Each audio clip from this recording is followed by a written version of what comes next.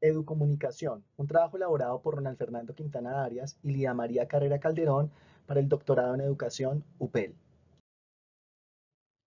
El presente trabajo tendrá estos 6 criterios de análisis.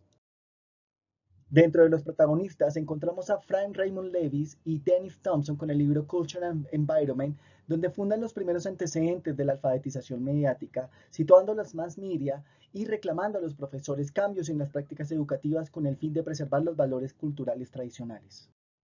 En este mismo contexto encontramos la pedagogía cooperativa de Celestine Freinet, escrito por Marta Maruco en el 2019. Ella nos sitúa la experiencia de Freinet en los años 20 y 30, donde la acción pedagógica puesta en práctica a través de la imprenta escolar permitió que los estudiantes, motivados por la necesidad de conocer la realidad social, pudieran comunicarla a través del periódico escolar y aprendieran por medio de la comunicación. En este mismo contexto encontramos autores medulares para la educomunicación, como fue la Escuela de Frankfurt con Horneken, Adorno y Marcuse, que hablaron de la perspectiva crítica sobre las industrias culturales, y también alrededor del mundo con la tradición dialógica y crítica de los años 60 y 70, liderados por Paulo Freire, entre otros.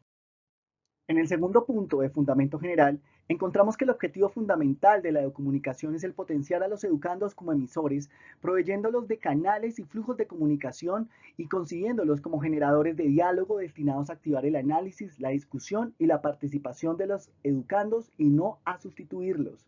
En este contexto se encuentran como sinónimos de la educomunicación, la comunicación didáctica, la comunicación educativa, la alfabetización mediática y en el contexto anglosajón la media literacy o media education.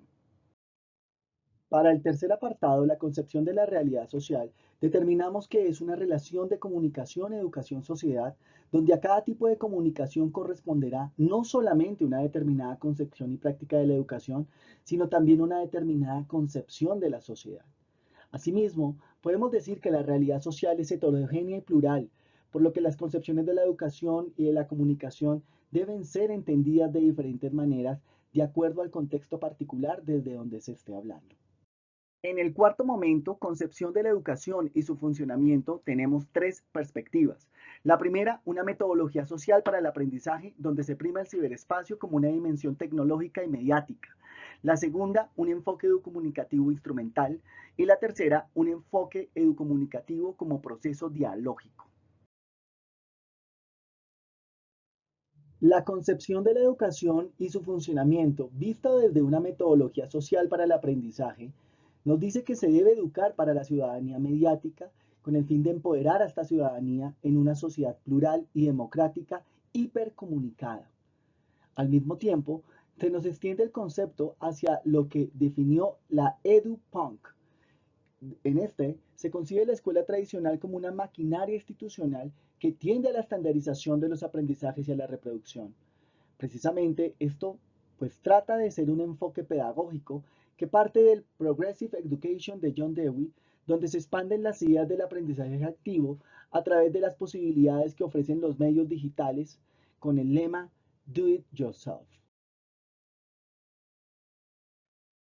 La concepción de la educación y su funcionamiento desde el enfoque comunicativo instrumental tiene 4 perspectivas. El primero es un modelo educativo bancario propuesto por Freire en el 2005, donde se habla de planteamientos conductistas de la instrucción programada. El segundo es un manejo de la tecnología, donde se va a centrar en el adiestramiento para el manejo de la tecnología de los medios. El tercero es la visión de los educadores, vistos como expertos tecnólogos, cuyo objetivo implícito es convertir a los educandos en operadores técnicos. El cuarto es la participación, que realmente es una pseudo participación que se establece a partir de dinámicas de trabajo en cadena, donde se fijan objetivos y recompensas para que cada individuo sea responsable de lo que le corresponde.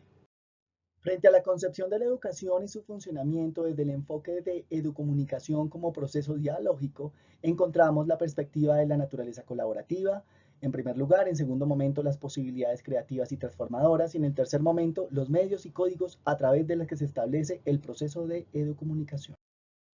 La naturaleza colaborativa y participativa de la educomunicación, también conocida como esa participación activa en el proceso, va a tener 2 características. La primera es que esta participación va a implicar una actitud colaborativa que va a permitir convertir el proceso en medio de colaboración para la consecución de los fines comunes. Y la segunda, que definitivamente va a tener un carácter democrático de la educación y la comunicación, donde las intervenciones de los participantes deben situarse en planos simétricos.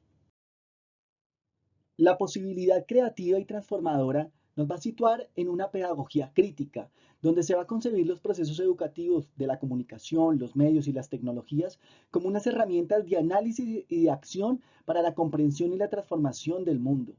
Asimismo, pues va a ser un proceso de análisis y experimentación permanente, donde el aprendizaje y la creatividad son al mismo tiempo objetivo y método, a través de procesos de intercambio, interacción, diálogo y colaboración. Frente a los medios y códigos a través de los cuales se establece el proceso educomunicativo, tenemos que situar autores como Pierre Levy en el 2004, Marco Silva en el 2005 y Carlos Escolari en el 2008, donde nos sitúan un concepto de hipermediación, donde se habla que este es un proceso de intercambio, producción y consumo simbólico que se va a desarrollar en torno a una gran cantidad de sujetos, medios y lenguajes que van a estar interconectados tecnológicamente. Asimismo, pues el término se va a referir al sentido de mediación o de intermediación, donde la tecnología no solo va a ser un proceso comunicativo, sino también una problematización de situaciones que va a estimular la discusión, el diálogo, la reflexión y una participación activa de todos los actores.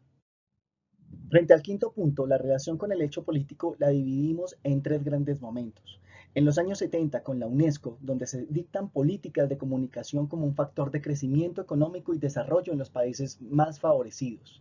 Asimismo, en el 77 se crea la Comisión Internacional para el Estudio de los Problemas de la Comunicación, que llega a su cúspide con el informe McBride en los 80, con el título Hacia un nuevo orden mundial de información y comunicación más justo y más eficiente.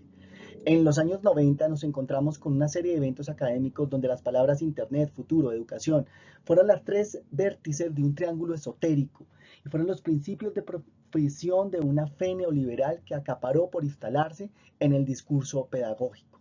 Esto fue una ideología invisible del discurso neoliberal que se volvió una letanía mercantil que se incluyó en el discurso de la educación. Ya en la era contemporánea encontramos la biopolítica como aquello que es explícito en las resistencias cotidianas y la capacidad de capturar todas las formas de vida por parte del poder.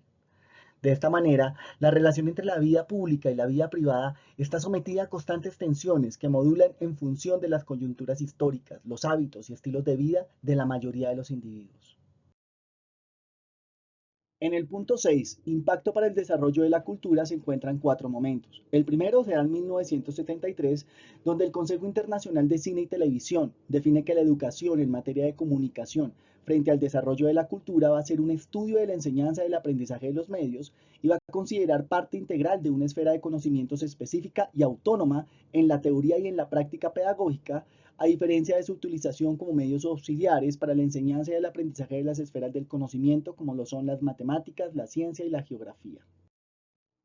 En el segundo momento, en 1979, la UNESCO define la educación en materia de comunicación, considerando que este es un campo de estudios que va a incluir las formas de estudiar, la sociedad y su repercusión social, las consecuencias de la comunicación mediatizada, la participación, la modificación que produce el modo de percibir, el papel del trabajo y el acceso a los medios de comunicación. En el tercer momento, en 1992, Seneca, en el libro de Educación para la Comunicación, el Manual Latinoamericano de Santiago de Chile, nos dice que la educomunicación va a abarcar también la formación del sentido crítico e inteligente frente a los procesos comunicativos y sus mensajes para describir los valores culturales propios, así como la verdad.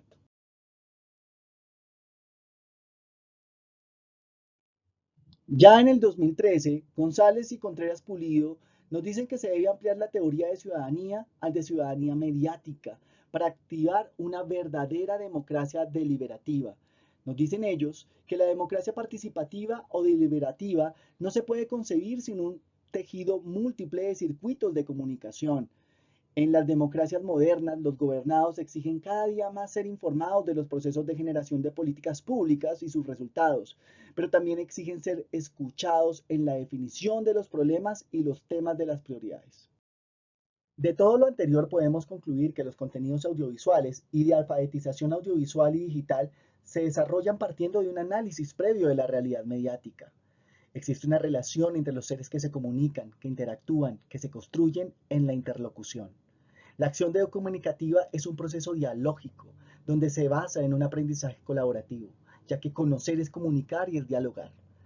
No solamente los organismos públicos se han interesado en este concepto, sino también hay una gran variedad de académicos que se han interesado en la alfabetización mediática con el objetivo de impulsar una ciudadanía más activa, más crítica y más participativa.